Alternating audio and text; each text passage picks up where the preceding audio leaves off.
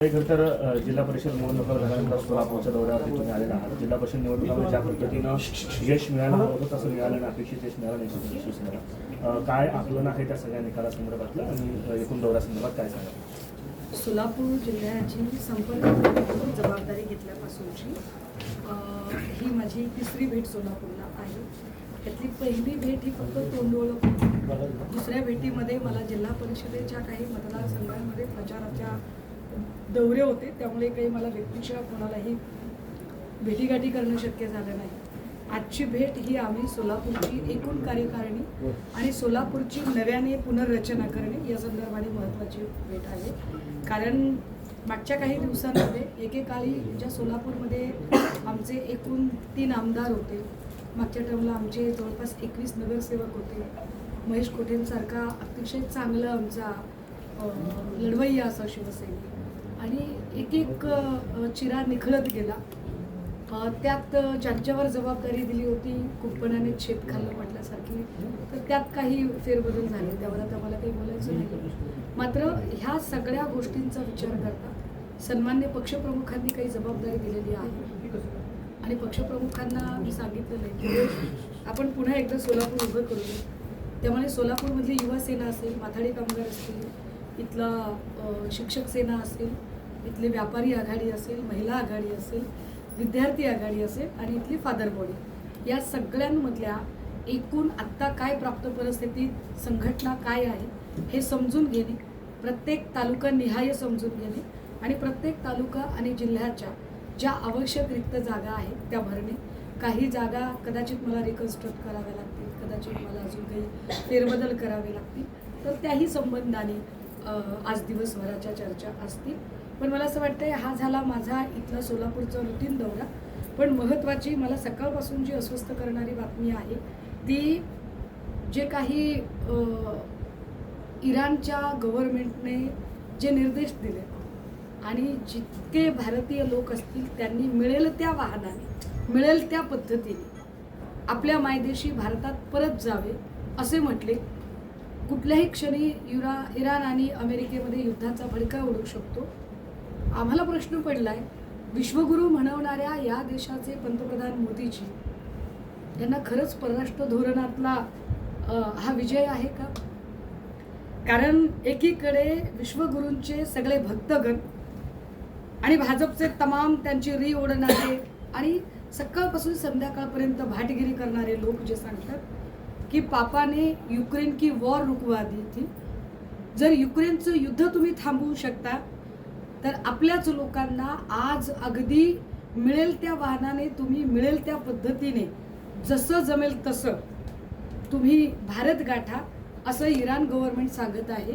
अशा वेळेला जे अनेक लोक आमचे जे रोजीरोटीसाठी गेलेले आहेत, जे नोकरी आणि व्यवसायाच्या निमित्ताने गेलेले आहेत, त्यांची जी फरफट होणार आहे ती फरफट का होतीये तर आमचा अमेरिकेसोबत वाढलेली जवळीक, एकीकडे आम्हाला ट्रम्प वाटेल त्या अटी शर्तींवर झुकवू पाहत आहेत. ट्रम्पने दिलेल्या अटी शर्तींवर जे ट्रेड डील आम्ही केले त्या ट्रेड डीलमध्ये आत्ता आमच्या शेतकऱ्यांचं आत्ता नगदी नुकसान आहे. मी ग्रामीण भागातली आहे, मी शेतकऱ्याची आहे, त्यामुळे मला माझ्या शेतीमातीचे प्रश्न जास्त महत्त्वाचे आहेत. कापसाचे भाव दनादन कोसळत आहेत, अवकाळी पाऊस पडलेला आहे. अशा सगळ्या स्थितीमध्ये अशी काय अडचण आहे आमच्या देशाच्या पंतप्रधानांची की त्यांना ट्रेड डीलवर माघार घ्यावी लागते, सीज फायरवर ते उघडपणे सांगत नाही. अमेरिकेचे ट्रम्प सांगतायत की मी सीज फायर करायचे आदेश दिले होते. अगदी त्याच वेळेला एप्स्टीन फाईलमध्ये पंतप्रधानांचं नाव येतं आणि आत्ता नवा हा अमेरिका इराण तणावाचा फटका भारताला बसत आहे. तर या सगळ्यांमध्ये विश्वगुरू म्हणवणाऱ्यांची भूमिका काय ती त्यांच्याकडून स्पष्ट झाली पाहिजे. अन्यथा देशभरात सगळेच जे महाविकास आघाडीचा भाग असणारे लोक आहेत हे सगळेच नेतेगण प्रश्न विचारायला लागतील. ते मला वाटतं जास्त महत्त्वाचं आहे. त्यामुळे आजच्या दिवसभरामध्ये आम्हाला युक्रेनचे युद्ध थांबवणारे पंतप्रधान हे अमेरिका इराणच्या तणावामध्ये भारताला ती झळ बसत आहे त्यावर त्यांची काय भूमिका आहे सरकार पक्षाची ती स्पष्ट व्हावी असं आम्हाला नक्की वाटतं. मला असं म्हणायचं आहे की तुम्ही जगभराला कन्व्हिन्स करण्यापेक्षा तुम्ही भारतीयांना कन्व्हिन्स कसं करणार आहात ते सांगा. कारण तुम्हाला जगाच्या बेटरमेंटसाठी निवडलेलं नाहीये. भारत सरकार हे भारताच्या बेटरमेंटसाठी आणि वेलफेअर स्टेटसाठी निवडलेलं आहे. जर भारताला कल्याणकारी राज्य बनवणे यासाठी जर सरकारची निवड झाली असेल तर हे सरकार जगभरात कुणाला कन्व्हिन्स करू पाहते आणि कशासाठी? आणि जर यावर असं म्हणणं असेल की जगभरात आमचे आंतरराष्ट्रीय संबंध चांगले राहावे आणि परराष्ट्र धोरण आमचं सुधारावं म्हणून आम्ही हे करत आहोत, तर मग तुमचं परराष्ट्र धोरण का सुधारत नाहीये? का अमेरिकेसोबत तुम्हाला ट्रेड डील तुमची अपयशी ठरतेय? का तुम्हाला अमेरिकेच्या सगळ्या अटी शर्ती सहन कराव्या लागतायत? आणि का इराण गव्हर्नमेंट भारतीयांना हुसकावून लावेपर्यंतची आमच्यावर वाईट वेळ येते? सो बाहेर दौरे करण्यापेक्षा भारतीयांच्या प्रश्नांची आधी उत्तरं द्या, ते जास्त महत्त्वाचं आहे. भाजपची कार्यकारिणी जाहीर उपाध्यक्ष सोलापूरचे त्यांना मात्र उपाध्यक्ष म्हणून त्यांना साईडलाईन करण्याचा प्रयत्न झालाय. आपण कशा पद्धतीने आपण ट्विटही केलं. कबीरांचा फार चांगला दोहा आहे, देख तेरे संसार का क्या हो गया है. हा, तर त्याच्यामधला मला पुढचा दोहा अजिबात उच्चारायचा नाहीये. परंतु ही नवी भाजपा आहे, ही फडणवीसांची भाजपा आहे. त्यामुळे सत्तास्थानी पोहोचण्यासाठी संघर्ष केलेल्या लोकांनी फक्त सतरंजा उचलायच्या आहेत. या बसा, आम्ही तुमच्यासाठी रेड कार्पेट टाकतो, एवढंच म्हणायचं आहे. मला उपाध्यांच्यासाठी खरंच वाईट वाटते. उपाध्यांची अवस्था नुसता जमुरे बैठ जा, जमुरे उठ जा, जमुरे ताली बजा एवढीच काय ती राहिलेली आहे. आणि हे वाईट आहे. भंडारी असतील, उपाध्ये असतील, मला खरंच या लोकांसाठी वाईट वाटतं. एखाद्या टीव्ही माध्यमांवरती येऊन हनुमंत पवार आपली भूमिका मांडत होते, मात्र त्यांना कुठेतरी विरोधी कार्य हे अत्यंत गंभीर आहे. काल एका दुर्ळा नावाच्या चर्चासत्राच्या दरम्यान भाजपच्या एका प्रवक्त्याची आणि हनुमंत पवार यांची शाब्दिक खडाजंगी झाली. यामध्ये भाजपच्या लोकांनी एक आक्षेप असा नोंदवला की हनुमंत पवारांची भाषा उद्दामपणाची होती, उर्मटपणाची होती. परंतु औरंग्याची औलाद हा पहिला उर्मट शब्द हा भाजप प्रवक्त्याकडून आला. जेव्हा औरंग्याची औलाद असं म्हटलं जातं त्यावेळेला अरे म्हणता कारे येते आणि पेराल ते उगवते या न्यायाने त्याला रिॲक्शन येणं हनुमंत पवारांकडून फार स्वाभाविक होतं. पण जेव्हा एक शाब्दिक म्हणजे मुद्दे चालू आहेत तेव्हा मुद्द्यावरून गुद्द्यावर येणं हा भाजपाचा वैचारिक पराभव आहे. आणि मला असं वाटतं की जी नवी भाजपा मी म्हटलं की ही फडणवीसांची नवीन भाजपा आहे. या नवीन भाजपामध्ये फडणवीसांनी काय पद्धतीचे गुंड पोचलेले आहेत.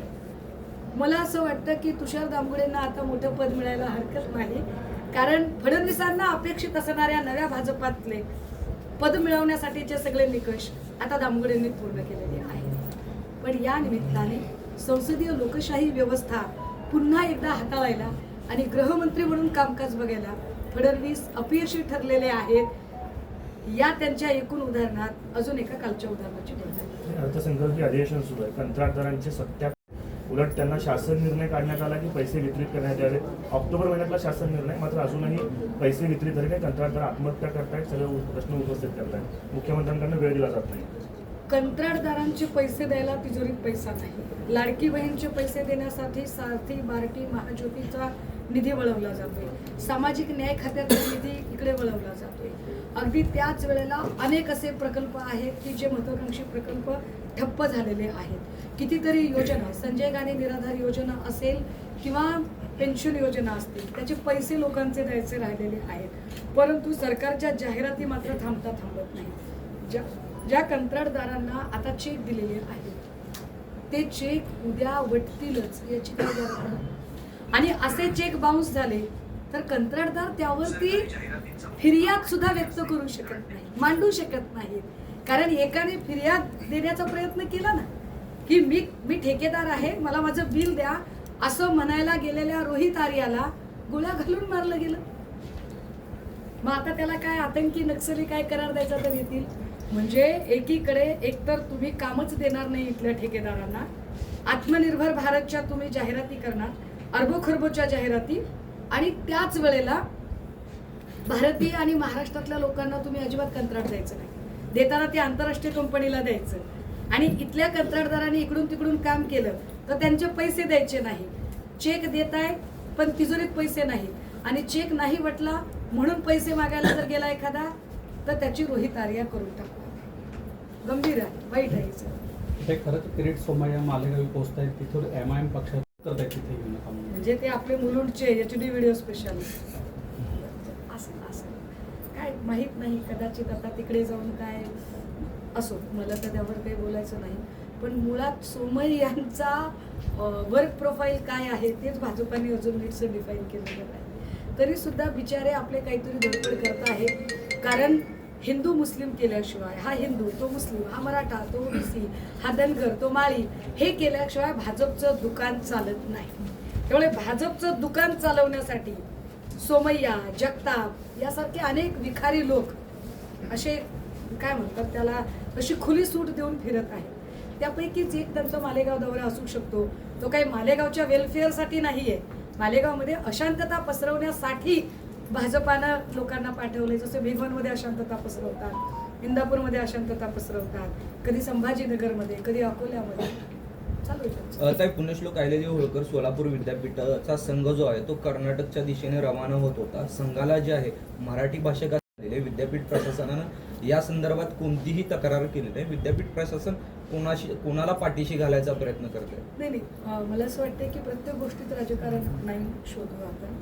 एक गोष्ट मी समजून घेतलेली आहे की मला वाटतं 47 ते 48 विद्यार्थी होते, जे 48 विद्यार्थ्यांचा संघ हा तिकडे जात होता.